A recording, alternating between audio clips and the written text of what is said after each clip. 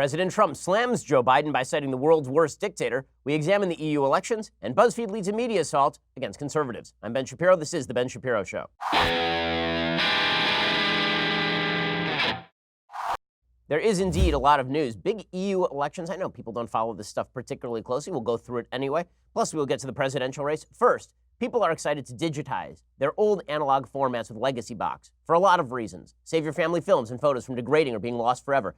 If you're unable to play your recordings because you don't have your VCR anymore or your camcorder is broken, you can ensure your family history is preserved forever. You know, I'm somebody who believes that preserving family memories is pretty much the most important gift you can give somebody, and especially with Father's Day coming up, it's an incredibly important gift. That's where Legacy Box comes in. You can send your Legacy Box filled with old home movies and pictures. They will then do the rest. They professionally digitize your moments onto a thumb drive, digital download, or DVD. They have easy-to-follow instructions, safety barcodes included for every single item. Receive all your original recorded moments back along with perfectly preserved digital copies.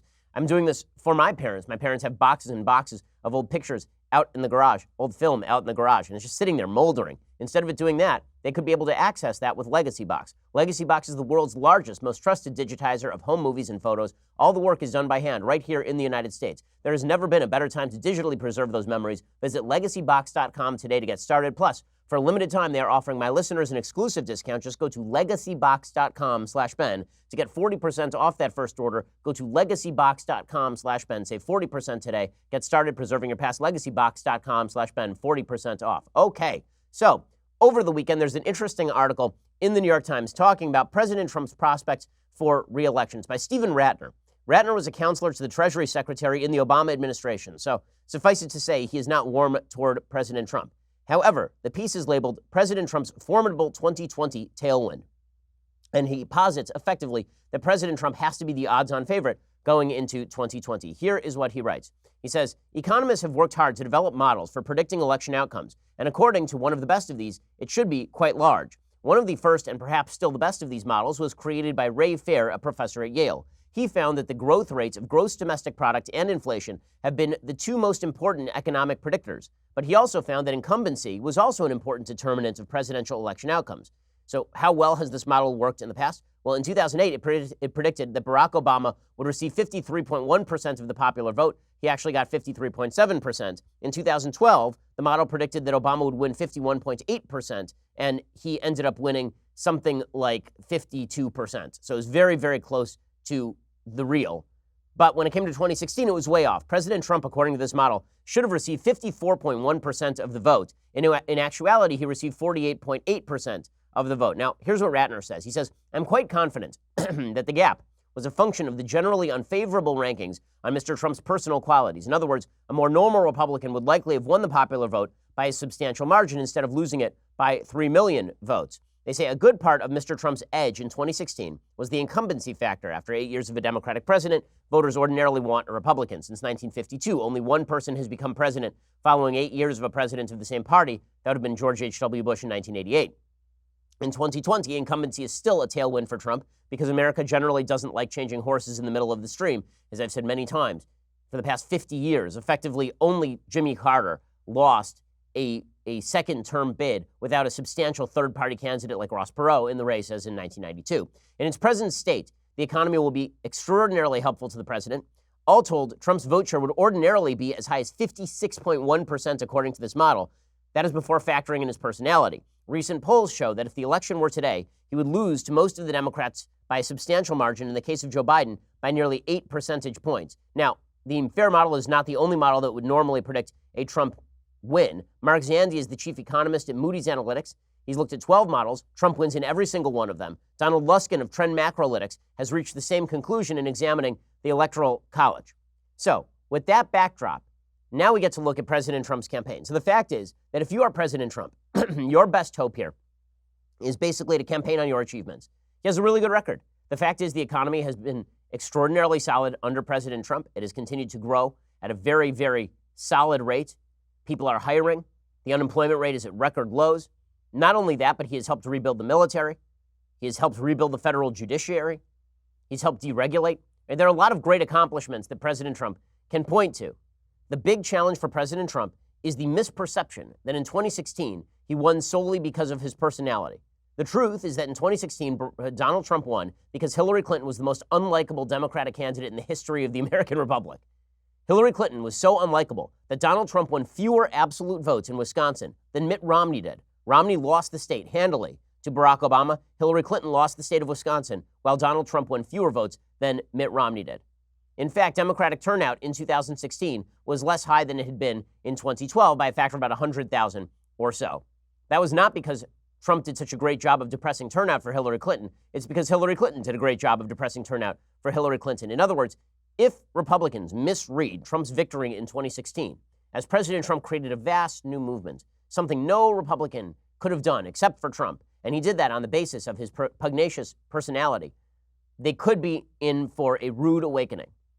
As I say, I don't think that everything that President Trump does in terms of fighting back is wrong. In fact, when I think that he is a hammer hitting a nail, I will cheer it.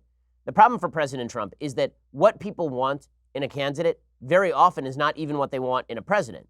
In other words, being pugnacious, being rude to people, yelling at people, right? All of this may be borderline acceptable in a presidential race. When you're the president of the United States, it's a lot less becoming because people do have a picture in their head of what they think the president is, and it looks a lot more like Morgan Freeman in every single movie than it does like Peter Sellers in Dr. Strangelove. Ranting and raving and shouting and looking unstable is not the way you win those suburban soccer moms who are looking for a safe, comfortable feeling when they get into the voting booth.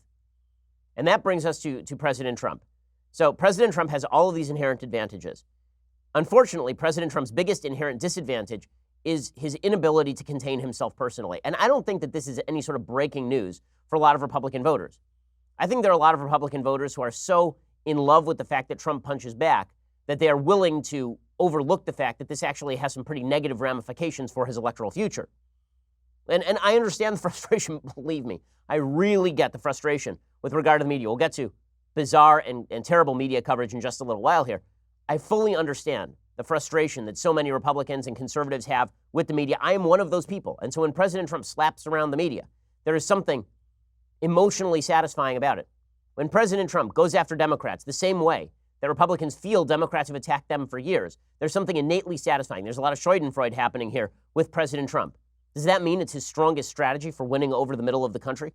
Does that mean it's his strongest strategy for winning over that maybe slightly right-leaning moderate woman? I don't think that it is.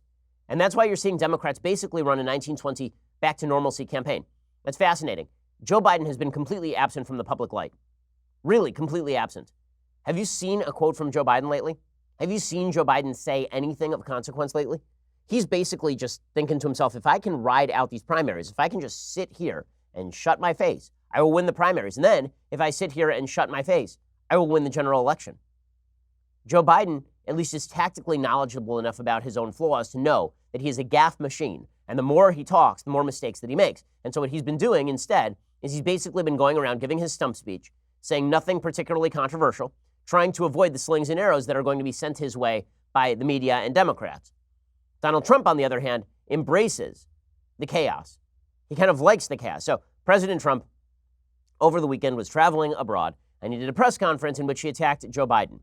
And here is what he had to say about Joe Biden. He used Kim Jong-un, the dictator of North Korea, and perhaps the worst person on planet Earth, as an example of somebody who thinks that Joe Biden is an insufficient leader. Kim Jong-un made a statement that Joe Biden is a low IQ individual. He probably is, based on his record. I think I agree with him on that. Okay, Mr. President, if you wish to project stability, if you don't wish to project defensiveness, what you don't really want to do is something as immoral as citing the world's worst human being to say that your political opponent is a stupid human. I mean, that is bad stuff. And then Trump doubled down on it. So he tweeted out, North Korea fired off some small weapons which disturbed some of my people and others, but not me. I have confidence that Chairman Kim will keep his promise to me, and also smiled when he called Swampman Joe Biden a low IQ individual and worse. Perhaps that's sending me a signal? So what is the signal? I don't even understand the syntax of the sentence to begin with. He says he has confidence that Chairman Kim will keep his promise to me. That confidence is wildly misplaced. Kim Jong-un is not keeping promises because that's not what the North Korean regime does. They're a slave state that keeps 1 million people in gulags. And then he says, I smiled when he called Swampman Joe Biden a low IQ individual and worse. Perhaps that's sending me a signal. What is that even supposed to mean? So the original version of this tweet, it is worth noting, misspelled Joe Biden's name in calling him a low IQ individual. It spelled it B-I-D-A-N. Not a good thing. Also, why are you smiling along as a foreign leader calls the president's chief rival a stupid person? Why is that a good thing? Why? Honestly, I do not understand this. We're not talking about like a friendly conversation between allies. We're talking about the worst state on planet Earth. Why Trump would be citing Kim Jong-un as an authority on Joe Biden's IQ is absolutely beyond me. Can you imagine if Barack Obama had said besides pandering to the Iranians, which he actually did, can you imagine if he had said, I just met with the mullahs, and the mullahs said that Mitt Romney is a stupid person, and I agree with them? Can you imagine? It would have been insane and ridiculous. Now, here's where the partisanship and the need, the Schadenfreude creeps in. Republicans also look at President Trump's comments and they say, so the same Democrats who have basically said that Trump is as bad as Kim Jong-un, who when he had this online spat with Kim Jong-un were saying that Kim Jong-un might be more sane than President Trump, are now upset that Trump is quoting that President Trump is quoting Kim Jong-un to attack Joe Biden. And there's something to that. I'll get to that in just 1 second. First, I got to tell you, my Helix Sleep mattress is just fantastic. It really is good. My Helix Sleep mattress is so good that I cannot wait to get back on it. That was a great weekend, and I cannot wait to go home and sleep again.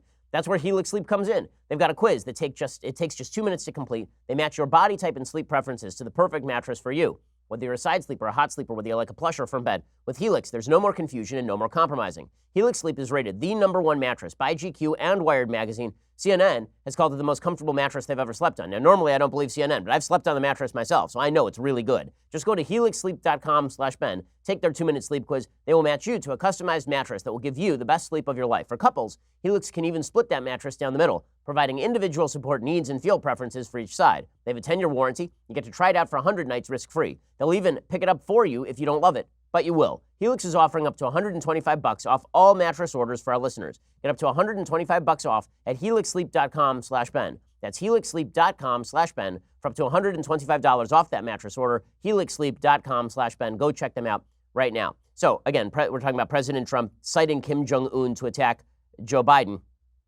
And he kept, again, tweeting about this stuff over and over again. It's not smart. But I understand. So I understand. It's not just smart. It's immoral. Okay, you don't tweet out or talk about the wondrous genius of people who are shooting their relatives with anti-aircraft guns to maintain their own power. That is really, really dumb, and not just dumb, immoral and wrong.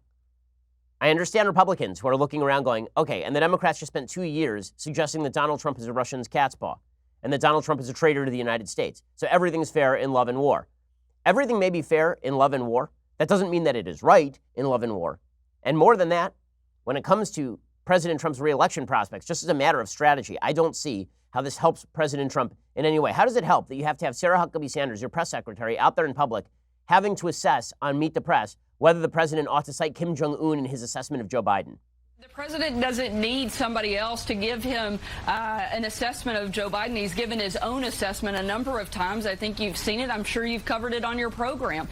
The president watched him and his administration with President Obama fail for 8 years. He's come in 2.5. He's cleaned up a lot of the messes that were left behind. We shouldn't even be in the position that we're in to have to deal with North Korea at the level we are if they had done their job in the first place. I think if anybody needs help with an assessment, it's Joe Biden, and whether or not he should be trying to get an upgrade when he failed to do the job in the #2 slot. Okay, all of that is a fine case. Also, quoting the world's worst dictator to criticize Joe Biden is a bad move. And then Trump goes further. He is trying to edge around Biden in order to, I won't say goes further. He also goes in a different direction with his criticism of Joe Biden.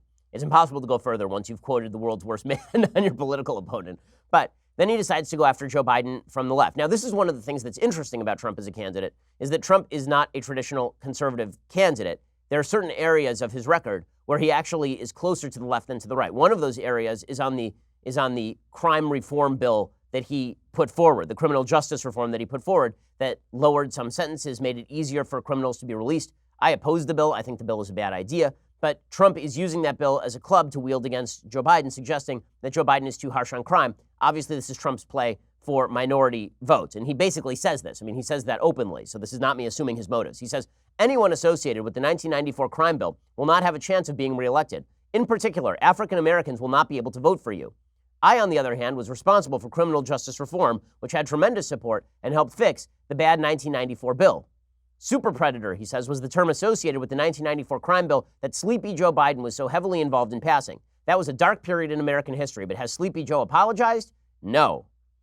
So this is an election gambit by the president. Is that going to win over those, again, soccer moms, the security moms, the married women in suburbia? Is his pitch going to be, I let more criminals out of prison, and that was criminal justice reform? Is that a strong pitch with that particular crowd? So I will say, I don't think that the president is a friend to his own strategy on a strategic level, aside from the obvious immorality of citing Kim Jong-un to attack Joe Biden. I don't want Joe Biden to be president of the United States. I think Joe Biden stinks, but I don't think that that is an excuse for the president of the United States to do what he's doing. And you can see how this plays out among the Democrats. So now we move to the Democratic side of the aisle. And what's pretty incredible is how unavailing a lot of their attacks on President Trump are. When they attack President Trump on policy, they fail. When they attack President Trump on personality, they have a little bit more to work with. And you can see this from the angle that they are taking. So, to take an example, Beto O'Rourke has suggested that President Trump is moving us toward war with Iran. This is obviously untrue. President Trump does not want war with Iran. He is not interested in war with Iran, this Beto. The idea that he is desperate for war with Iran, there's no evidence to suggest that. You know, the fact that Beto O'Rourke is pushing that story, it's a bad strategy and it's not going to work. So here's Beto O'Rourke trying this. Most Americans don't believe this because it's obviously factually false. If President Trump wanted to go to war with Iran, he would be getting a lot more militants a lot more quickly. Here's Beto failing to explain why President Trump's some sort of warmonger. Do you think President Trump was right to send these 1,500 troops to the Middle East to counter the Iran threat? No. President Trump is escalating tensions, is provoking yet another war in the Middle East, where we find ourselves already engaged in war in so many countries, in Iraq, in Syria, in Yemen, not too far from there in Libya and in Afghanistan. So we don't need another war. We need to find a way to work with allies and partners, and in some cases with our enemies. Okay, so again, nobody believes this. Tulsi Gabbard tried the same thing. She's another flailing Democratic candidate. She also says that Trump is moving toward war with Iran. Now, this stuff is unavailing. It's not going to touch President Trump in the polls because most Americans don't believe this stuff. It's obvious that Trump is not interested in some sort of massive conflict with Iran at this point. In fact, he's done a better job of containing Iran's regional ambitions, certainly than the Obama administration has. When Obama left, that place was on fire. And when Obama left, Iran was on the move in Iraq, in Syria, in Lebanon, in Yemen. They were funding Hamas and Hezbollah. Now they've basically been stymied. So the idea that Trump is trying to push to war with Iran is just not true. Here's Tulsi Gabbard trying to make the case and failing. We're unfortunately and very concerningly on the brink of war with Iran. These escalating tensions have brought us here. I'm very familiar with the region, the cost of war, and where this path leads us. And the American people need to understand how devastating and costly such a war would be, how it would impact almost every part of our lives. Okay, so again, this is a fail. It's a fail. So when Democrats attack Trump on policy, it is a fail. And when they stretch beyond the boundaries of what Trump has supposedly done, it's also a fail. So Amy Klobuchar was trying to claim that President Trump had been involved in a misinformation campaign against Nancy Pelosi by tweeting out a video that was basically just a montage of Nancy Pelosi stumbling over her words. The media lied and they claimed that that was a doctored video. That's not a doctored video. That's called a montage. It has been a feature of every political campaign I can remember. Here's Amy Klobuchar, though, claiming that President Trump was engaged in some sort of nefarious electioneering. He was not, and that's why this is a fail. I don't think we would expect the President of the United States to be sending out a video that is doctored, but we've seen this. It's a concerted effort. There's several videos out there, two of them that I know of Speaker Pelosi slowing down her words, trying to make her look in some inebriated state. It is unbelievable to me that the President would be involved in this kind of disinformation campaign. But Trump didn't do that. Trump didn't actually tweet out that video. She's talking about a video that was tweeted out by other people, including Rudy Giuliani. Trump himself did not tweet out that video. And there was Hillary Clinton, who's out there doing the same thing. Trump has been spreading sexist trash, blah, blah, blah, blah, blah. The school marming of parts of Trump that are not school marmable is a very bad strategy, as Hillary should have learned from 2016. But she's not going to stop doing it because she's going to keep running that campaign until basically the end of time. The president and his cronies have been running around spreading a doctored video of Nancy Pelosi. Now, it is sexist trash, but it is also a sign that Trump is running scared. Oh, is that what it is? Okay, so all of this is not going to have any impact. Now, what will have an impact is character attacks on Trump that seem to hit home. So, for example, Pete Buttigieg, who, again, I think is just in pure IQ terms, the smartest of the Democratic candidates in the race right now, Buttigieg attacked Trump over the Kim Jong-un comments. And this, I think, does carry more weight than what all these other folks were saying. Kim Jong-un is a murderous dictator, and Vice President Biden serves this country honorably. It's just one more example, though, of the way that this president tries to draw attention to himself by saying things that shock the conscience, to distract us from his deep unpopularity and the deep unpopularity of the Republican governing agenda.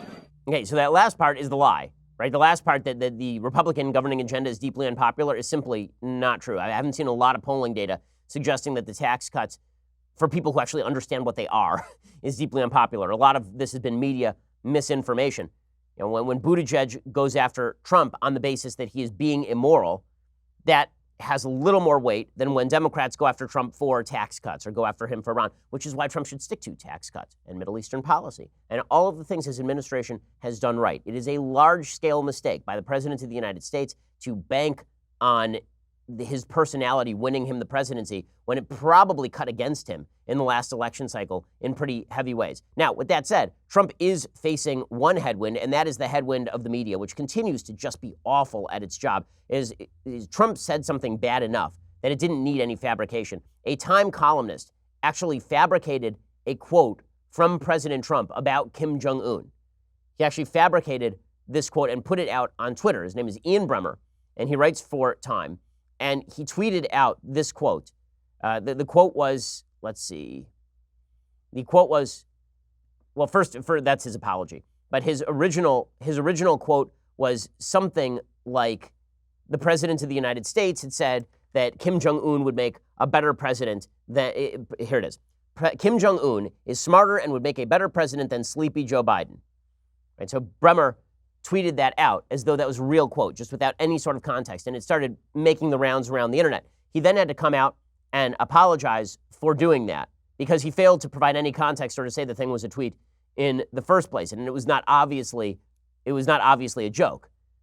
And President Trump does have to run against a malicious media. Another example, Michael Wolff, who is a smear merchant, who is featured all over the media for the last couple of years after his book Fire and Fury.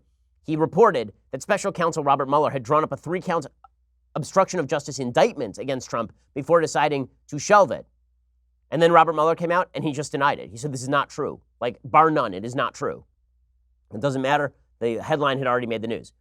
So I understand the uphill battle Trump is facing. I understand how annoying it is to be attacked by the media for no good reason. With that said, not smart. Okay, in a second, we're going to get to the EU elections and the ramifications of the EU elections for kind of global politics. First, there's a widely held belief that procrastination is a bad thing, but life isn't necessarily so black and white. Sometimes procrastination can work in your favor. For example, if you need life insurance, but you've been putting it off, congratulations, you just lucked into something good. You've procrastinated long enough for technology to make it easy for you. Policy Genius is the easy way to shop for insurance online. In just 2 minutes, you can compare quotes from top insurers and find your best price. Once you apply, the Policy Genius team will handle all the paperwork and the red tape. No sales pressure, no hidden fees, just financial protection and peace of mind. And Policy Genius doesn't just make life insurance easy. They can also help you find the right home insurance, auto insurance, disability insurance. So, if you need life insurance, but you've been busy doing literally anything else, check out Policy Genius right now. It is the easy way to compare all the top insurers and find the best value for you. PolicyGenius.com. Nobody wants to shop for life insurance, and that's why Policy Genius has made it easy. Go check them out at PolicyGenius.com. That is PolicyGenius.com. Be a responsible human being. You're an adult. This means it's time to take care of your family. It's time to think just briefly about what happens if something should happen to you. That's why you need to go check out PolicyGenius.com right now. That's PolicyGenius.com. Okay, so yesterday featured a really fascinating election in the EU, and now there's a basic split in the EU between people who like the EU and people who want to end the EU. And this is largely a result of regulatory capture at the level of Brussels. Basically, the EU has now aggregated such enormous power over the various members of the EU states that a lot of the populations are looking around going, we didn't elect these people.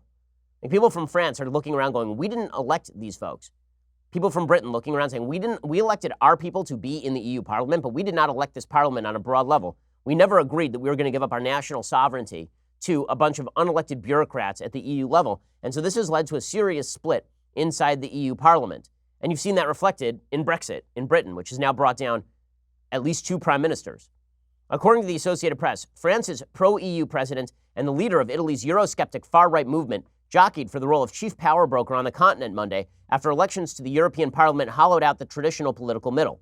The 4 days of balloting that drew to a close on Sunday across the European Union's 28 countries ended the domination of the main center-right and center-left parties in Parliament and established the anti-EU forces on the right and the environmentalists on the left as forces to be reckoned with. So everything is polarizing. The center could not hold because the center was based on certain fundamental lying premises. Those premises were that free and open immigration into the EU was somehow going to make the EU stronger.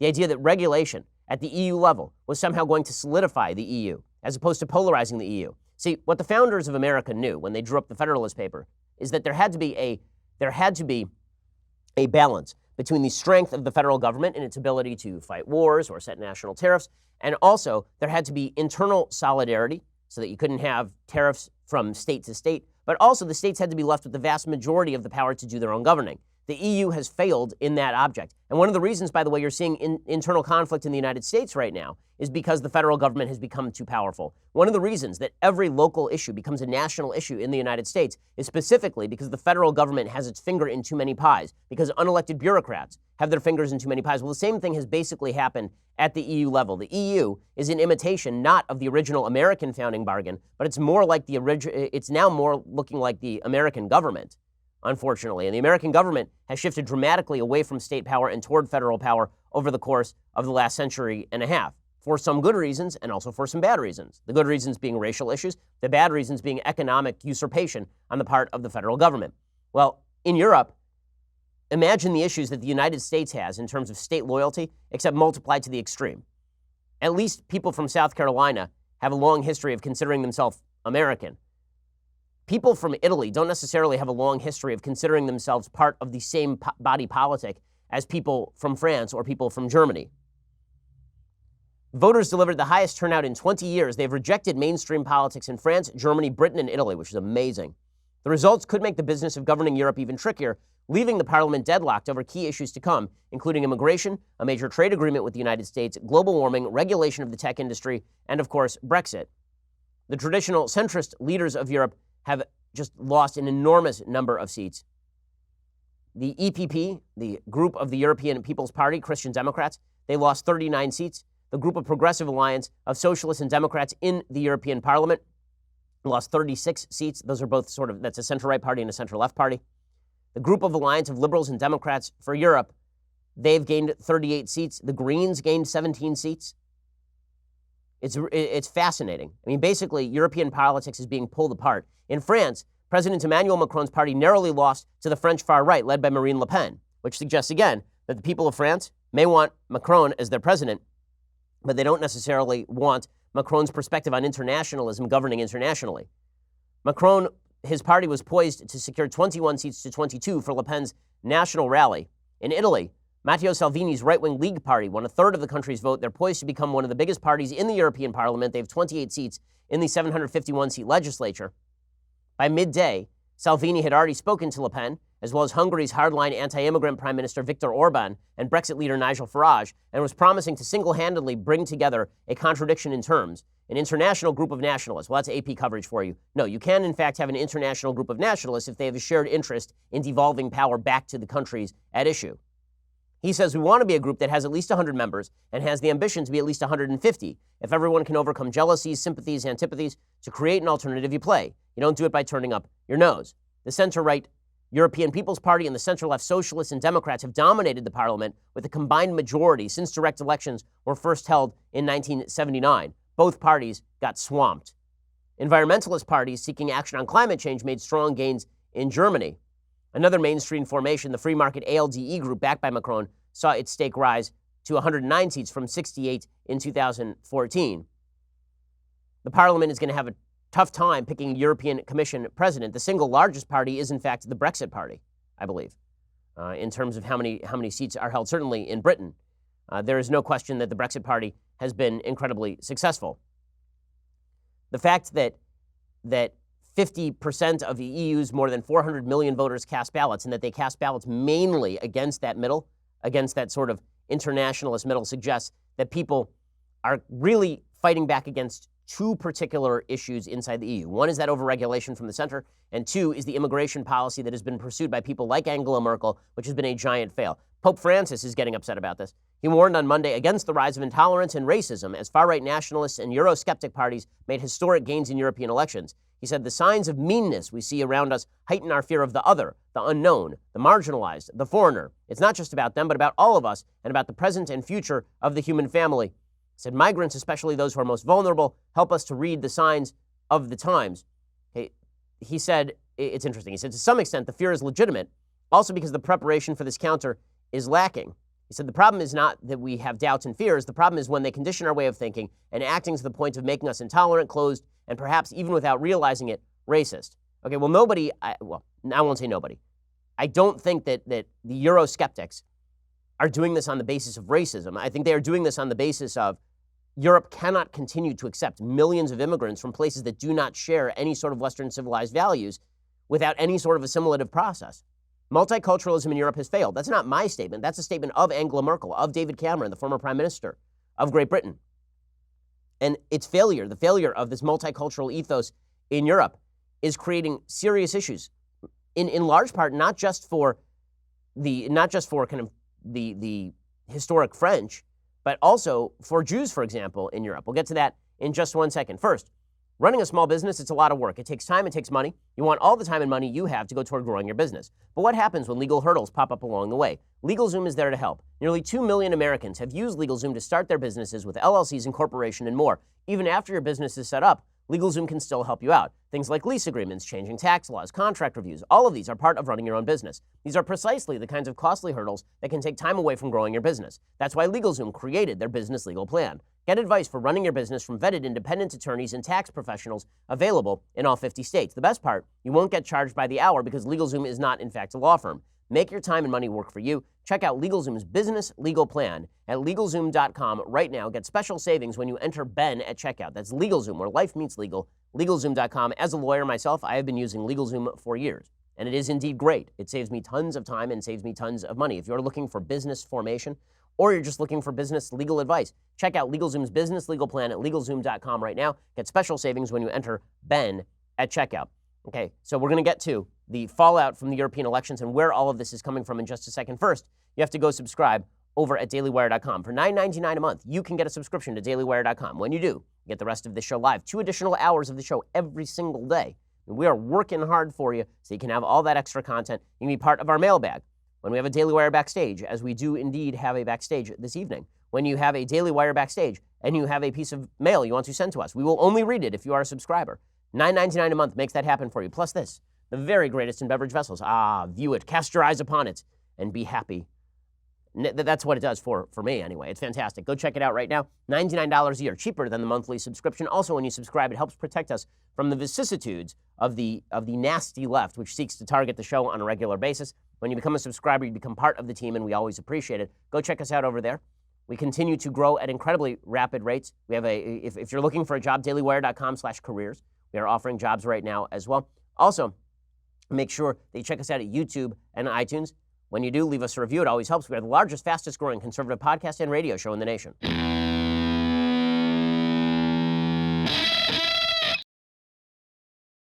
One of the uncomfortable facts here is that the rise of immigration into Europe, mainly from Muslim countries in the Middle East, many of which do not have Western values in mind. I mean, it's hard to suggest that folks coming from Syria are fully in tune with Western values, or that folks coming from Libya are fully in tune with Western values without any level of assimilation. That's just not the culture in Libya and Syria to this point. Again, that's not a rip on Islam. That is just a suggestion that there are serious cultural differences between Libya and Syria and France. And those cultural differences can be felt everywhere in Europe, and that is what is causing this huge backlash in large part. Again, as I say, not a rip on Islam. There was a time when Islam was perhaps the most forward-thinking religion, from like 700 to 1300, for example, when they were preserving all of the Greek philosophers. But to suggest that Islam today is producing citizens from Libya and Syria who are just ready to get on the female rights, gay rights bandwagon in France, I think is a bit of a mistake. That is obviously not borne out by any of the polling data. That has some pretty significant impacts in Europe. One of those impacts is not just the fracturing of the body politic in Europe, but the targeting of other minorities. Germany's government commissioner on anti-Semitism over the weekend warned Jews in Germany about the potential dangers of wearing the kippah, which is what I wear, in the face of rising anti-Jewish attacks. Felix Klein, he said, "I cannot advise Jews to wear the kippah everywhere all the time in Germany." He said he has changed his mind on the subject compared to previously. He cited the lifting of inhibitions and the uncouthness which is on the rise in society. He says the internet and social media have largely contributed to this, but so have constant attacks against our culture of remembrance. The anti-Semitism in Europe is coming from a couple of different sources. In Germany, they try to attribute the vast majority of it to the extreme right. Studies tend to suggest that it is not nearly all from the extreme right in Europe, that a huge portion of anti-Semitic attacks in Europe are actually coming from new Muslim immigrants. The fact that the extreme right in Europe, which has always been anti-Semitic, continues to be anti-Semitic, is not a particular shocker. But it is obvious that Jews in Europe are feeling the threat, which is why Jews in Europe are basically leaving. I mean, Jews are abandoning Europe. Every few months, there's an article about can Jews continue to live in Europe. It's amazing. The New York Times editorial board disclaims any responsibility whatsoever for the rise in anti-Semitism in Europe from the left. They say the worrisome trend was underscored by a report issued by the German government this month showing that anti-Semitic incidents in Germany had increased by almost 20% in 2018 from the previous year, with 69 acts classified as violence. There are 1,799 reports of anti-Semitic attacks or incidents. The most common offense was the use of the swastika and other illegal symbols. The rest range from online incitement and insults to arson, assault, and murder.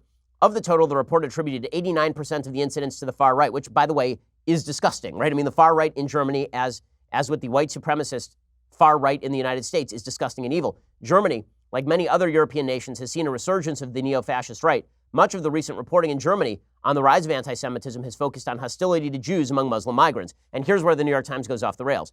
This part is true. There are surveys in Europe, and what they suggest is that by plurality, the leading perpetrators of anti-Semitic attacks are in fact Muslim. Okay, there was a report last year from the European Union Agency for Fundamental Rights. They launched their second survey on anti-Semitism. They surveyed some 16,500 individuals across 12 member states. This is according to Tablet. And the findings found that European anti-Semitism is predominantly Muslim in origin, followed in close second by the left-wing variety. According to respondents who experienced some form of anti-Semitic harassment in the past 5 years, 30% of the perpetrators were Muslim, 21% were people espousing a left-wing view, only 13% expressed a right-wing view. That same survey found that a third of respondents have considered emigrating from Europe because they no longer feel safe there as Jews. So the New York Times obviously is going to focus in on the German government study that suggests that all of this violence is coming from the radical right, when in reality, a huge percentage of it is coming from Muslims and it's coming from the far left as well. That is not to discount the evil of the far right. That is to point out that if you are a Jew living in Europe, and I know many Jews who are living in Europe, when they talk about the chief threat to their lives, what they are talking about is generally not the European far right, just on a statistical basis. And anecdotal and statistical based on that particular study. Now, where does the New York Times go with this? This is so telling. Where the New York Times goes with this is they then blame Prime Minister Benjamin Netanyahu. I am not kidding you. They blame the Prime Minister of Israel. So the newspaper that is complaining about anti-Semitism in Europe is blaming the only Jewish state for the creation of anti-Semitism in Europe. Michael Oren, the former foreign minister for Israel, he says, all the hypocrisy that fits. The New York Times editorial on rising anti-Semitism cites Benjamin Netanyahu as a source, but omits Ilhan Omar, Rashida Tlaib, and incredibly, the New York Times and its Nazi cartoon, and endless articles vilifying the one Jewish state and its supporters, laughable if not so tragic. And this is true, by the way. Even the right-wing anti-Semitism in Europe is being driven in large part by a media that criticizes Israel endlessly and then allows the far right to identify anti-Semitism and anti-Zionism, and then allows to cover up anti-Semitism with anti-Zionism. That's why you ended up with that German court ruling a couple of years ago in which I believe it was two Muslims, burned down a shul. They burned down a synagogue and then claimed that they were doing it out of anti-Zionist sentiment, not anti-Semitic sentiment, and the court ruled with them. The fact that the New York Times is refusing to acknowledge the source of anti-Semitism is pretty astonishing, but all too telling, unfortunately. The New York Times says that anti-Semitism in Europe is basically the result of Donald Trump and Benjamin Netanyahu, which is incredible. That is failing to understand the fracturing forces in Europe right now, one of which is immigration. And failing to understand those forces means that the fracturing gets worse. So as long as this kind of center coalition in Europe and in the United States continues to pretend that open immigration without any sort of assimilation or any sort of cultural movement is not going to fracture people, they're going to keep losing. They're going to keep losing. They're refusing to acknowledge a reality that is there on the ground. Okay. Meanwhile, my weekend was changed for the worse when BuzzFeed decided they were going to report on an incredibly stupid story. So here's the incredibly stupid story. The incredibly stupid story is there is an Indiana piece of human debris, and he is a neo-Nazi who is 21, and he went to an Indiana shul, and then he defaced a synagogue with Nazi symbolism. Now, according to BuzzFeed News, this is my fault. I am not kidding you. This is what BuzzFeed News suggested. Yes, if there's one thing that I, an Orthodox Jew, who has fought anti-Semitism with every fiber of my being for my entire life, is there one thing that I, an Orthodox Jew, who has been the target of the alt-right and the Stormfront people, if there's one thing I'm known for, it is encouraging people to attack synagogues. That's totally my thing. So BuzzFeed News originally tweeted out, a man who vandalized a synagogue with Nazi symbols told federal agents his road to radicalization include meeting with the far-right group Identity Europa and reading Ben Shapiro, Breitbart News, and the Nazi propaganda site Stormfront. Okay, so they then had to change their tweet because it turns out this wasn't true. It turns out that he never actually told federal prosecutors that his road to radicalization included reading me. It turns out that his lawyers, after the trial, tried to claim in mitigating effect that his wife convinced him to be a white supremacist and that his wife had read me and Breitbart News and then Stormfront. So a couple of things to point out here. One, if you read me and you somehow come away with, I need to attack a synagogue, I'm going to suggest that either you are misunderstanding my writings in fairly dramatic fashion or that you don't really like my writings very much. Number two, are we really going to play this game? And it's not just BuzzFeed. It's the Washington Post ran a piece today. It is their most read national piece.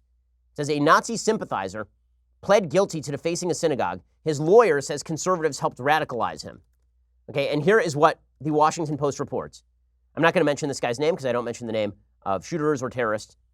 He has found his way to the national spotlight since the ruling, not because of discourse over the length of his sentence, but because of a name that his lawyer mentioned in his sentencing memo. Conservative commentator and Daily Wire editor-in-chief Ben Shapiro. The lawyer argued that his radicalization was heavily influenced by what his wife, who was 17 at the time of the crime, had been reading online. According to this white supremacist, she began with right-wing yet mainstream views such as those presented on Fox News. She then moved on to writings by Ben Shapiro and articles on Breitbart News, which bridged the gap to the notorious white supremacist and anti-Semitic propaganda site Stormfront. Okay, you know what horse crap that is? You know what desperate maneuvering that is by the lawyer? To take that at face value, that you read me and then you went directly to Stormfront. Okay, I'm aware of the crap Stormfront pushes. Stormfront is one of the most evil publications on the internet. And you know who they have a particular hatred for? The guy in the yarmulke. He's got two thumbs and is giving thumbs up right now. That'd be me.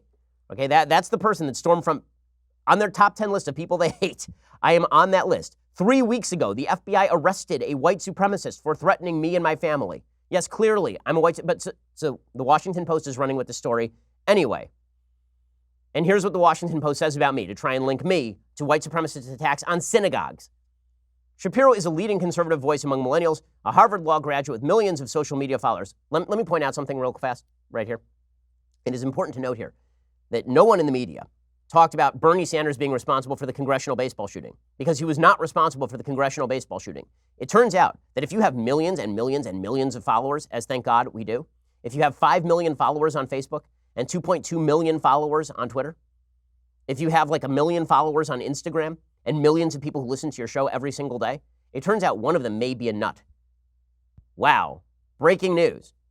This obviously is meritorious of print in the Washington Post. But then the Washington Post does this. They actually try to make the philosophical case that I am somehow the logical link between conservatism and white supremacism. They say he has criticized President Trump, but upholds many of the same views as the conservatives who support the president do, including outlawing abortion, repealing the Affordable Care Act, and cutting taxes for the wealthy. He previously worked for Breitbart News. This case is not the first time that Shapiro's name has been cited by those accused of hate-motivated crimes. In the month before Alexander Bissonnette attacked a Quebec City mosque in 2017, he visited Shapiro's Twitter feed 93 times, according to evidence presented at Bissonnette's sentencing hearing. You know who else's Twitter feed he visited? Tucker Carlson, Laura Ingraham, CNN. He visited pretty much everybody, Fox News. If the idea is that I tweet a lot and people follow me on Twitter, guilty. So where exactly do they go with this? Here is their claim. You ready for this? Here is their claim that I am responsible for a defacing of a shul in Indiana and the shooting at a mosque in Quebec last year. Shapiro has previously claimed that the majority of Muslims are radicalized, a false assertion citing Matt that was later debunked by PunditFact, a fact-checking publication run by Poynter. So this is their key line. The key line is that I did a video in which I talk about polling data of Muslims. And this is correct. There is a video that I did in which I explicitly say this is not an attack on Islam because I don't try to talk about Islam. I don't try to talk about the philosophy of Islam. In fact, I don't even think that Islam has to be incompatible with Western values. I think there are a lot of American Muslims who believe in American values and are also Muslim. I was against the originally proposed Muslim ban for precisely this reason. The video that I cut, which cited Pew poll statistics on questions as to how many Muslims in Afghanistan supported honor killings, how many Muslims supported the implementation of Sharia law. Those were Pew global poll statistics. That's all that video is. You can go watch it. Somehow, if I cite a poll stat, this is now an urge to murder or to deface a synagogue? That's how you're getting from here to there? By the way, is there any evidence that these people even watched that video? I mean, this is insanity. I do love that the Washington Post cites this ridiculous PolitiFact fact check on that video that quote unquote debunked me. That fact check from PolitiFact is not even close to debunk me. It does not come close to debunking that video. Why? Because the video is not debunkable. It's just a citation of poll statistics. Here's what that PolitiFact rating, they rated that claim that a majority of Muslims may be radicalized. They rated that claim false. Why? Quote, Shapiro chose one yardstick. Other analysts could, with at least as much justification, choose another. So in other words, I chose a yardstick. They don't like the yardstick I chose, namely the poll data that I chose, and so they picked other poll data. That is not a debunking. And even if it were a debunking, which it is not, how exactly you link a claim that there are a lot of radicalized Muslims on planet Earth to a claim that somebody should go shoot up a random mosque is insane. That's insane. But here's what's really going on here for the media. What's really going on here for a lot of members of the media, from BuzzFeed to the Washington Post, is they don't like the fact that the show has become, thank God, very successful. They don't like the fact that conservatives overall have a lot of appeal to people. And so what they are trying to do is label them racist and bigoted, and then they're trying to suggest that their words are incitement to violence when they are obviously not. They've done the same thing to Jordan Peterson. They've done the same thing to Sam Harris, who's not even conservative. This is vile. It's disgusting. The same people who will defend Ilhan Omar, who is using openly anti-Semitic language, or Rashida Tlaib using openly anti-Semitic language, will suggest that if I cite Pew Global poll statistics, that I am responsible then for the defacing of a synagogue in Indiana. That's badly motivated crap right there. And it is obviously badly motivated crap. And it's an attempt to silence debate. It's an attempt to quash debate. And the media are engaged in it on a full-scale level. They are ready to do this on a full-scale level. If this is the game that they want to play, where anybody who does something bad, if they cite anyone, without any real connection to that person's idea, that person is guilty, this is going to become a very ugly business very quickly. Because it turns out that there are a lot of bad people who cite a lot of not bad people as motivation for their acts. This is pretty disgusting stuff by BuzzFeed to report on this. It's disgusting of the Washington Post to report on this as though it is real. It's pretty absurd. Okay, time for some things I like and then some things that I hate. So, things that I like today. So, over the weekend, got a chance to watch John Wick 3, which I was promoting last week as though I'd been paid to do it. John Wick 1 and 2 are pretty terrific. John Wick 3 has some of the best action scenes in history. Is it better than Citizen Kane? I'm not going to say yes, but you might. John Wick 3, here's a little bit of the preview. You have no idea what's coming. Mr. Wick broke the rules. I trust you understand the repercussions if he survives. John Wick, excommunicado, is now in effect. You shouldn't be here. Nice suit. Good to see you too. So the movie is it's purely dumb and purely wonderful. It's got some of there are a couple of action scenes that are just terrific. Most of them, the best action scenes actually happen near the beginning of the film. There's the very kind of already ubiquitous image of Keanu Reeves riding a horse through the streets of New York. It's great. It's just great. So go check out John Wick 3. It's a lot of fun. It is very, very bloody, obviously. It's got some gasp moments in terms of treatment of the human body, shall we say. But it's got some great action scenes. I do like the underground theory that's going around online right now about John Wick 3, which is that John Wick 3 is actually the virtual reality in which the Matrix exists. So it is the Matrix because Lawrence Fishburne is also in this. So it's Lawrence Fishburne and John Wick, and there's a scene in a hotel in dim lighting in which Keanu Reeves takes on an army. So I do like that fan theory. Okay, time for some things that I hate. Okay, thing that I hate number one today. One thing that I definitely like is people on the left who are fine with anti-Semitism suddenly declaring that they're anti-anti-Semitism. So AOC is one of these people. The ubiquitous Alexandra Ocasio-Cortez, brilliant, fresh, very face. She who has sided with Linda Sarsour and who has sided with Ilhan Omar and Rashida Tlaib and Jeremy Corbyn. She's very upset because there was a Politico article that had a picture of Bernie Sanders with his 3 houses. And the headline was, Bernie Sanders might still be cheap, but he's sure not poor. And then she tweeted out, can Politico explain to us how photoshopping money trees next to the only Jewish candidate for president and talking about how cheap and rich he is isn't anti-Semitic? Or are they just letting this happen because he's a progressive politician they don't like? Yes, I'm sure Politico is just out there to rip on Bernie Sanders. By the way, the idea that you can't say that Bernie Sanders being wealthy is a story because that's anti-Semitic, that no one knows Bernie Sanders is a Jewish candidate because he's an outspoken atheist. Like, I'm not sure, honestly, like we've now reached the point where pointing out that Tom Steyer is rich and donates a lot of money to politics is anti-Semitic, but saying that Jews are hypnotizing the world is not anti-Semitic in AOC land. Forgive me if I don't take her protestations on anti-Semitism particularly seriously. Okay, time for another thing that I hate. So I don't know why the media do this, but apparently it's a thing for the media to find some sort of semi-famous, quasi-famous actor or comedian to talk about politics in perhaps the dumbest possible way. The latest example of this comes courtesy of CBS News. So CBS News cut a video with a person named Busy Phillips, who seems to play like the best friend in a lot of movies. And she cut a video on why the media needs to pay more attention to periods. Not the punctuation mark, the female bodily function. Here is a little bit of this dumb video from CBS News. Code Red, the Red Monster, Crimson Tide, Strawberry Week. There's so many euphemisms for having your period, whether it's your friend visiting, Aunt Flo, that time of the month. That's just something that we've grown up with, right? I've always thought that it was something embarrassing that I had to hide. I would never talk about it. I wouldn't talk about it with my friends. I wouldn't talk about it with anyone. We didn't talk about it at all. We have to mask it with other phraseology, and that makes the taboo persist. This sends the wrong message to little girls that they are not treated equally because they were born female. What now? I'm so, what? I mean, honestly, kind of confused. So what is the giant taboo that everyone is talking about? It seems to me that female hygiene products, tampons, that panty liner, like all this stuff is available very cheap at the local CVS. And it seems to me that people are pretty well aware of periods. Which other bodily function do people talk about all the time in order to violate the stigma? What are we even talking about here? Like, I'm so confused. Like, it's not a medical problem. It's a normal bodily function.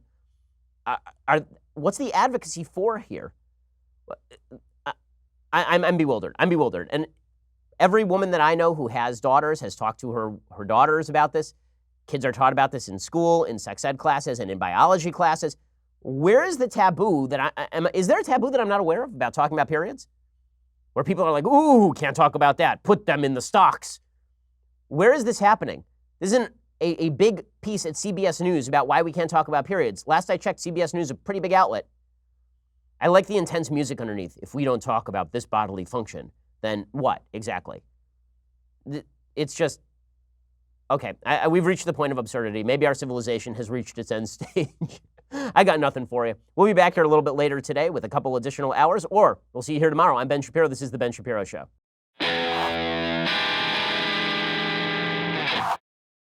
This is The Ben Shapiro Show. Executive producer Jeremy Boring. Senior producer Jonathan Hay. Our supervising producer is Mathis Glover. And our technical producer is Austin Stevens. Edited by Adam Sayevitz. Audio is mixed by Mike Caromina. Hair and makeup is by Jesua Olvera. Production assistant Nick Sheehan. The Ben Shapiro Show is a Daily Wire production. Copyright Daily Wire 2019. Hey everybody, it's Andrew Klavan, host of The Andrew Klavan Show. You know, the EU just held an election and the establishment, the people in charge, were nearly wiped off the face of the earth. Everybody's talking about it, but nobody's talking about race. Gee, I wonder why people are afraid to talk about race. We'll talk about it on The Andrew Klavan Show. I'm Andrew Klavan.